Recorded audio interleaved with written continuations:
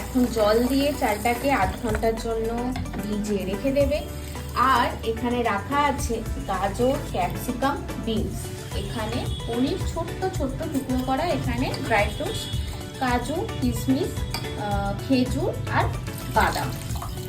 বুঝতেই পারছো যে এত কিছু নিয়েছি যখন, কি আজকে হতে চলেছে। হ্যাঁ, আজকে হচ্ছে নিরামিষ ফ্রাইড রাইস। হ্যাঁ, নিরামিষ হচ্ছে। তোমরা আমিষ অনেক রকম ভাবেই খেয়ে দেখেছো। চলো তাহলে আজকে নিরামিষ কিভাবে হচ্ছে দেখো আর বাড়িতে বানিও। এটা এখানে সেদ্ধ করতে বসাচ্ছে, আর তার মধ্যে দিয়ে দিচ্ছে তেজপাতা, দারচিনি, লবঙ্গ, এলাচ। চলো তাহলে চালটা সেদ্ধ হোক, 80% মতো সেদ্ধ হবে। আর দিয়ে দিচ্ছে নুন, এতে দিয়ে দিচ্ছে সাদা তেল, বেশ ভালো গন্ধ বেরোবে তার জন্য দিয়ে দিচ্ছে ঘি, দিয়ে এটাকে মিক্স করে নিচ্ছে। পনিরগুলোকে একটু ভেজে নেবে, এটাকে এবার তুলে নিচ্ছে।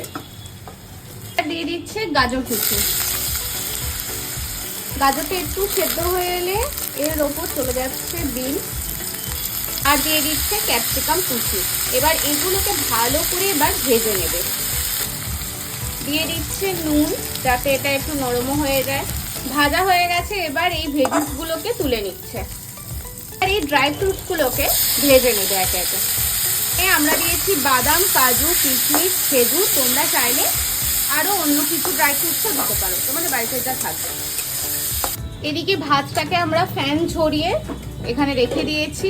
এবার এর মধ্যে দিয়ে দিচ্ছে এই ভেজিস যেগুলো ভাজা ছিল, পনির আর বাকিগুলো, আর দিয়ে দিচ্ছে এই কাজু, কিশমিশ, যে ড্রাই ফ্রুটস গুলো ভাজা ছিল সেগুলো। ভালো গন্ধর জন্য উপর থেকে দিয়ে দিচ্ছে ঘি।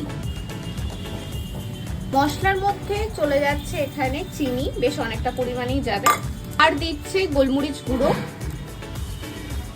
গোলমরিচ গুঁড়োর গন্ধটা মেনলি আমার ভালো লাগে, তাই জন্য দিয়েছে। আর হচ্ছে এই গরম মশলার গুঁড়োটা, দারচিনি, এলাচ, লবঙ্গ এইসবের একটা গুঁড়ো করা আছে, সেটা দিয়ে দিচ্ছে। এটা হোমমেড একদম। আর দিয়ে দিচ্ছে নুন। আর ঢাকা দিয়ে দিল, আর একদম আঁচটা কমিয়ে দিল, এই ভাপে কিছুটা হোক। ঢাকা খুলে এবার দেখার পালা। আর এই যে দারুণ একটা গন্ধ বেরিয়েছে, আর কি দারুণ দেখতে লাগছে, পুরো রেস্টুরেন্টের মতো হয়েছে।